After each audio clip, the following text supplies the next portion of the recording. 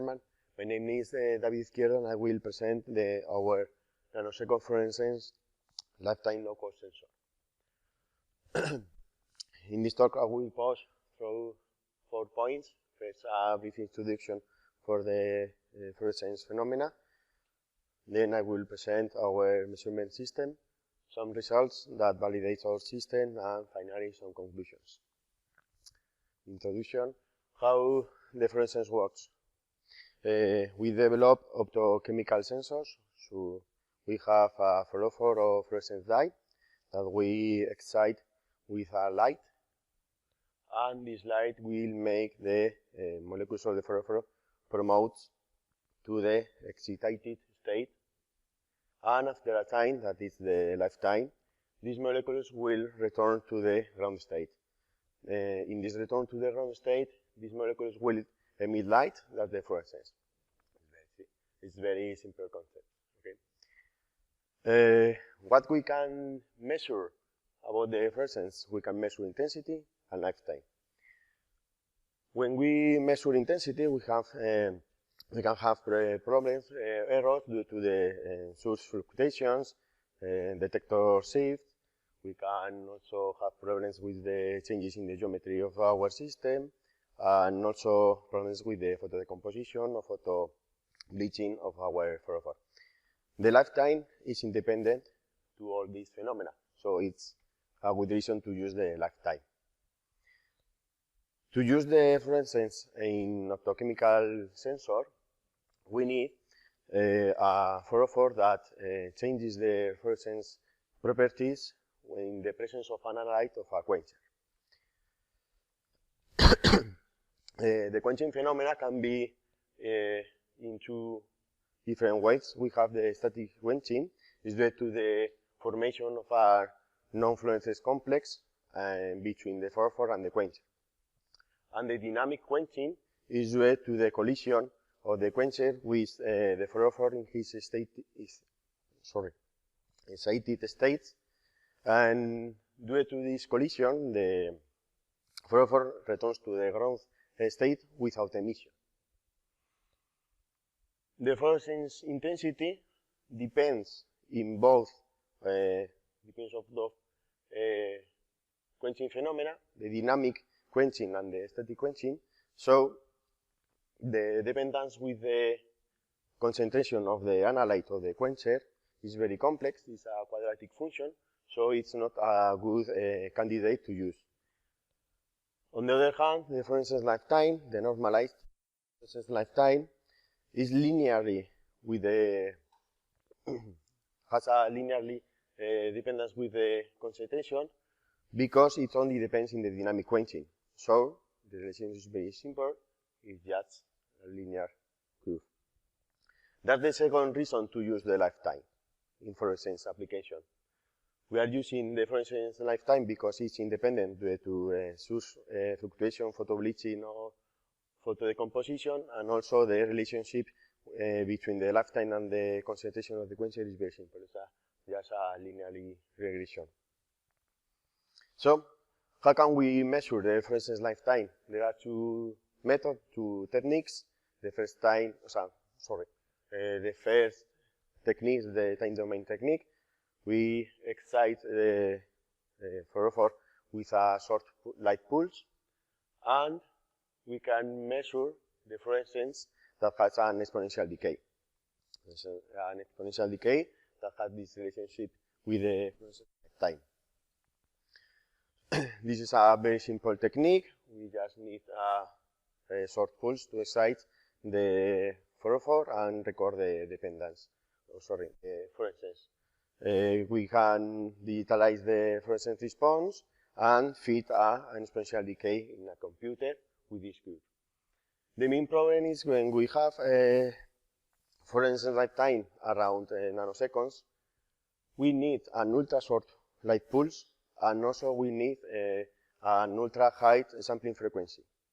Because with the nanosecond fluorescence lifetime, we need a sampling frequency around 10 gigahertz. It's very complex to perform. So the second technique that we use is the frequency domain technique, for the phase modulation, also known. And it consists on the excitation of the fluorophore with a side modulated light source, and the fluorescence also has this sine shape, and the relationship with the excitation is this phase shift. This phase shift can be easily related with the fluorescence lifetime, and also with the frequency of the modulation signal. If we want to use this technique, the frequency domain technique of the phase modulation, with fluorophore with fluorescence lifetime around the 2 nanoseconds, we need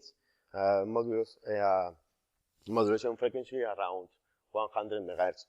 It's very easy to obtain these frequencies using radio frequency devices.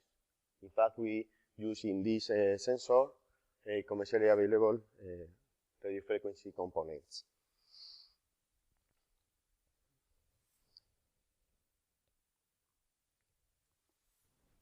So let's see the measurement system based in this technique, the fluorescence lifetime determined by the phase modulation technique.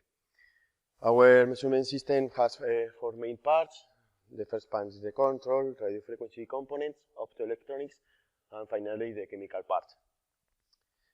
The first 2 elements in the radio frequency component and the VCO is a voltage controlled oscillator and a variable attenuator. The 2 components generate the modulation signal that modulates a semiconductor laser, in this case a 650 nanometers laser, that we use to excite the fluorophore. We use these 2 components, the VCO and the variable attenuator, because we want to control the frequency and the amplitude of the modulation signal. We can easily control the frequency and the amplitude using a data acquisition card connected to a control PC. For example, we can 100 megahertz to 200 megahertz. The light of the laser is coupled to a plastic optical fiber to take this light to the chemical part, to the microfluidic system, where we inject the fluorescent dye and the sample. The fluorescent is coupled to another plastic optical fiber, and it takes to the fluorescent light back to the electronics. We use a photomultiplier tube to detect this signal, and this signal, once it's electrical, we can amplify it and connect to a radio frequency quadrature demodulator. This quadrature demodulator will extract the phase and quadrature components of this detection signal, and with these components, the phase and the quadrature components, we can extract the phase shift between the excitation and the detection, so we can also determine the lifetime of the fluorescence, as we see in the equation. The microfluidic device is a device based on LTCC technology. It's a low temperature coefficient ceramic. We have developed a 3D micromixer. We have 2 inlets, one for the fluorescence dye and another for the sample, and the mix is taken to an interrogation chamber, where we have 2 optical windows, one for the excitation of the chamber and one to collect the fluorescence of the fluorophore inside. The fluorophore that we use has been formulated by the biosensor group for the Autonomous University of Barcelona. It has an absorption peak around 650 nanometers, matching with the laser. The fluorescence peak is at 685 nanometers. We need to use an optical filter before the photomultiplier. We must to match this fluorescent peak with the transmission band of the optical filter.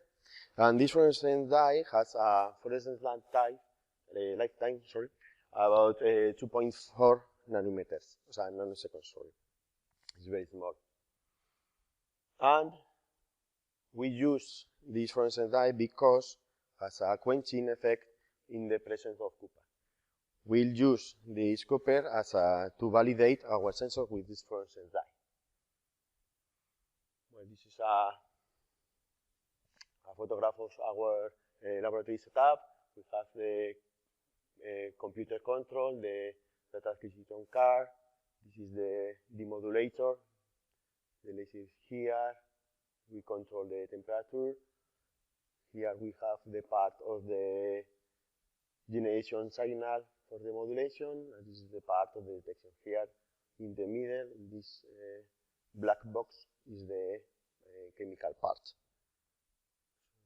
Here is one of this part. We have here the LDC device, the microfluidic device with the two fibers. The orange one is the exciting, and the black is to collect the light back to the electronics. The result that we present is the preliminary results. It's just to validate our system. Here we have time evolution of the fluorescence lifetime that we measure with our system. The response is very stable and reversible after the injection of several copper concentrations. We have the peak of the changes.